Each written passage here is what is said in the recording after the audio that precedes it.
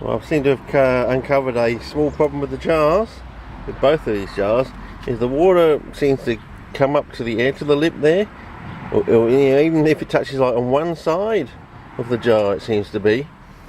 Over the course of the day, the jars get warm, the air gets blown out of the jars, and then as it cools in the evening, it sucks in about 20 to 30 mils of water, which doesn't sound like much, but it's enough to keep the soil completely oversaturated, which is not a good idea.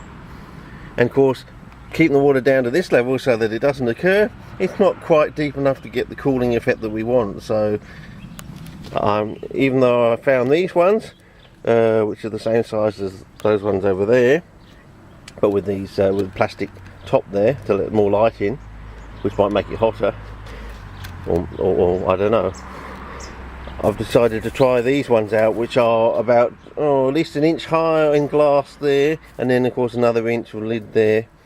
So the lids will get hot, but the water will be at least up to there, so basically above the so in other words, all I have to do is keep the water up to the top of this container, and the jars will be protruding about 2 inches above the water there.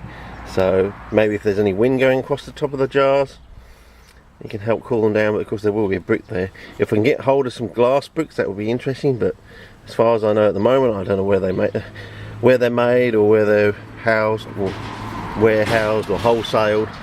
So anyway, that's the first problem I've discovered, is water being sucked in around the screw thread.